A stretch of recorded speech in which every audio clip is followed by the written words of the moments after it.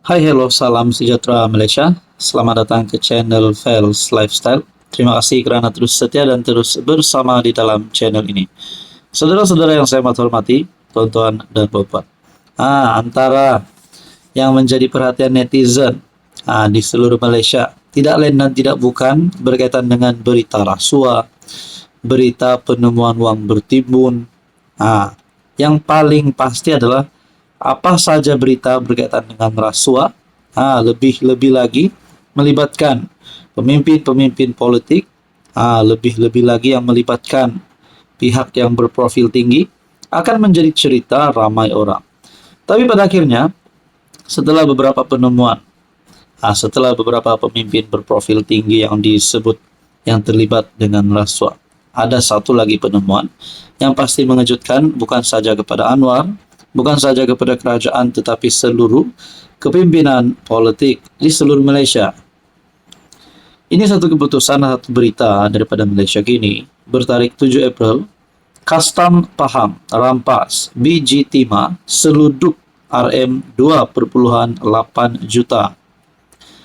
Jabatan Kastam Diraja Malaysia JKDM Pahang berjaya mematahkan aktiviti penyeludupan biji timah dianggarkan bernilai lebih RM2.8 juta.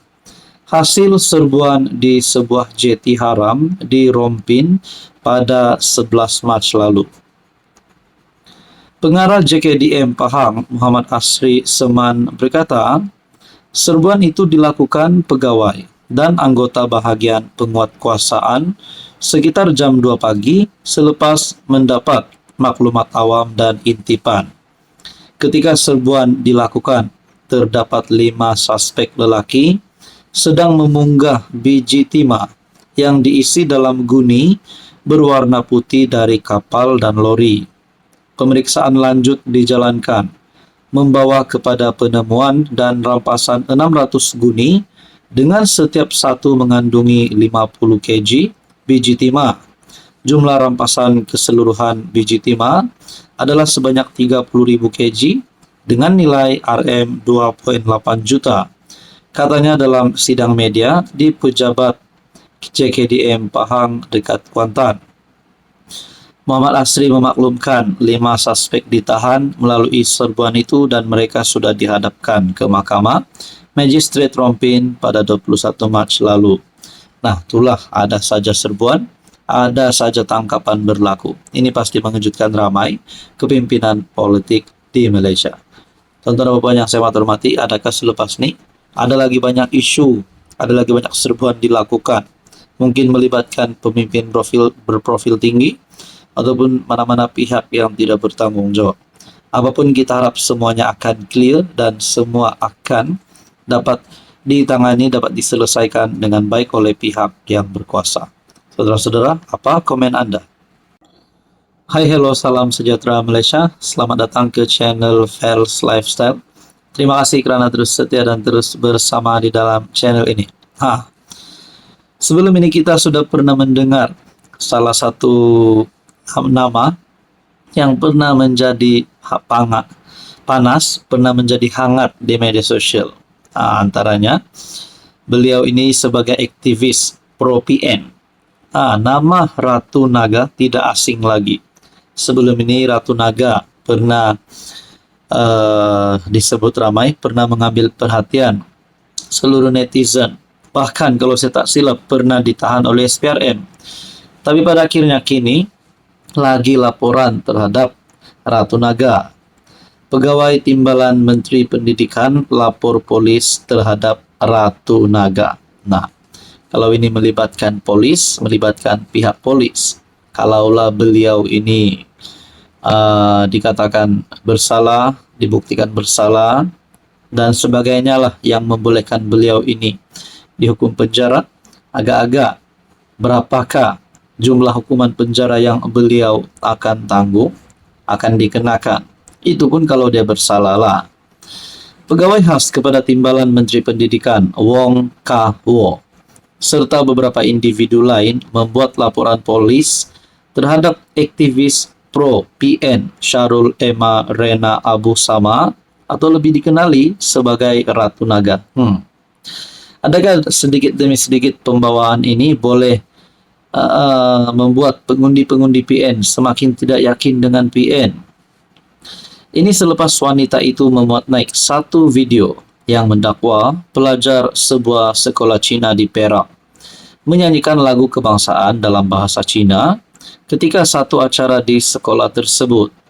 Ku Kim Han dalam kenyataan berkata, laporan itu dibuat di IPD Kajang terhadap Syarul Ema atas tuduhan menyebarkan fitnah dan menghasut sentimen perkauman melalui platform media sosial. Kami menyeru pihak berkuasa untuk mengambil tindakan segera bagi memastikan tidak ada mana-mana pihak yang sewenang-wenangnya menyebarkan kebencian kaum serta memfitnah institusi pendidikan negara, kataku. Turut hadir membuat laporan itu ialah Ahli Majlis Perbandaran Kajang, Farhan Haziq dan Kwan Sai Hong, serta Ketua WIP Ahli Majlis MPKJ, Tiagaraja Raja Gopal.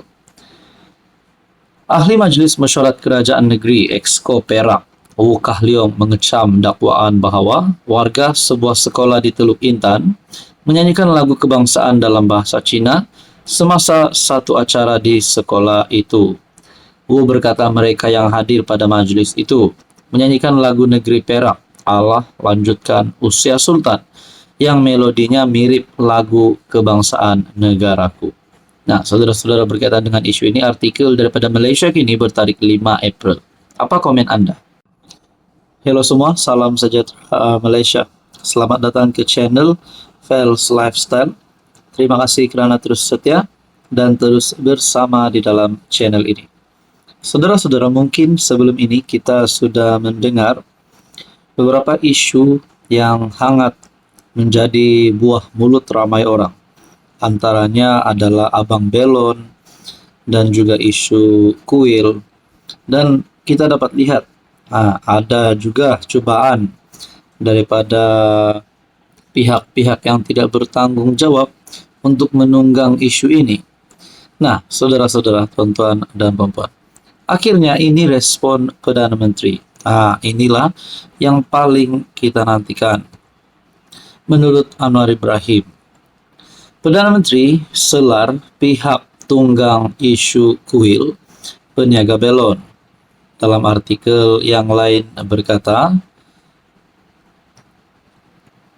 jangan terheret sensasi media sosial, perbesar hal kecil, kata PM.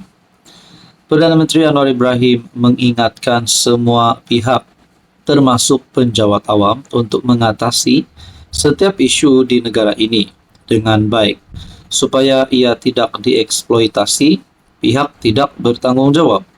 PM turut mengesyorkan agar setiap ruang berhubung isu yang berlaku diatasi sebaiknya, manakala isu yang dimainkan di media sosial tidak disensasikan untuk kepentingan sendiri. Kita kadangkala terlalu diheret dalam isu, terutama media sosial atau media, kerana mereka suka sensasi. Jadi, hal-hal yang kecil boleh kita tangani dengan baik, dijadikan besar, seolah-olah perang akan berlaku. Soal kuil, perang, soal belon, perang, padahal boleh kita atasi dengan baik. Sebab itu saya ingin mengesyorkan supaya jangan berikan ruang eksploitasi, kata beliau ketika berucap pada majlis perjumpaan bersama warga Jabatan Perdana Menteri bagi bulan April di Putrajaya. Nah, saudara-saudara, Anwar juga menegaskan bahawa masih terdapat individu yang cenderung mengeksploitasi isu tertentu tanpa mengambil kira kepentingan umum. Sebaliknya, lebih gemar mempolitikkan segala perkara. Sesetengah orang dia bebal, tidak fikir kepentingan umum. Semuanya mahu dipolitikkan dan semuanya mesti dengan cara menghukum. Mengambil contoh isu perpindahan kuil Dewi Sri Patra Kaliaman di Ibu Negara, Anwar berkata kerajaan Madani telah menyelesaikan isu itu dengan jalan aman serta hormat kepada kaum lain. Negara kita majmuk, pelbagai kaum, pelbagai agama. Namun Islam agama persekutuan dan kekuatan Islam tidak dipertikai. Keputusan kita mestilah berdasarkan prinsip-prinsip yang jelas. Nah, saudara-saudara, dalam pada itu Anwar turut mengingatkan semua kementerian dan jabatan kerajaan supaya sentiasa berwaspada terhadap isu integriti termasuk ketirisan, rasuah dan salah guna kuasa. Jadi, saudara-saudara yang saya hormati, ini satu pengumuman Anwar yang menunjukkan beliau selayaknya menjadi Perdana Menteri, bukan Muhyiddin, bukan Mahathir, bukan Hadi Awang dan siapa sajalah yang coba untuk menjatuhkan Anwar. Makna kata tak adalah harapan mereka nak tumbangkan Anwar setakat ini. Berkaitan dengan pengumuman Anwar ini, walaupun mungkin sebelum ini beliau dimaki, beliau diserang, tapi akhirnya Anwar tetap fokus untuk menjalankan kerja tugas-tugas sebagai Perdana Menteri. Saudara-saudara, apa komen Anda?